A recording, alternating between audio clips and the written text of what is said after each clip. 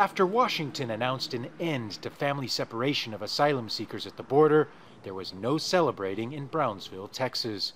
Instead, only confusion.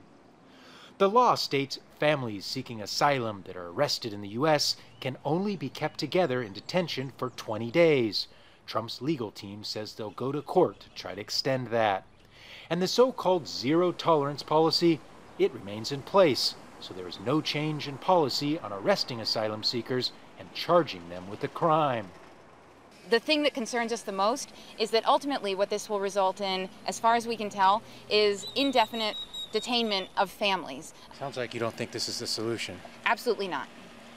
A lot of confusion still in the days ahead. Yeah, there's a lot of opacity still around this, and ultimately, until we see an end to zero tolerance, we don't think that this is we don't think that you can address these issues without ending zero tolerance.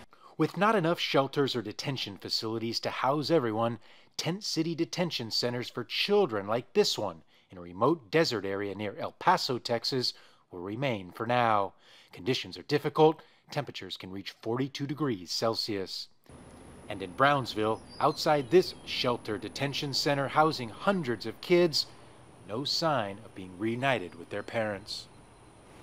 This shelter behind me is one that already has children in it that have been separated from their families. The big question now is how to get them reunited. The problem is there does not seem to be any system in place to make that happen. So it could be days, weeks, or even months until families are finally reunited.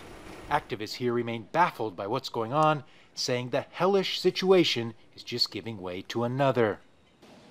It's a crime, in my mind. It's a crime, quite simply. It's a separation of a innocent baby from the mother, and it's completely out of proportion to what's going on.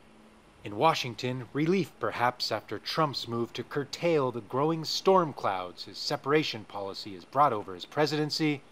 But here, just another night of kids going to bed without knowing what's happened to their parents.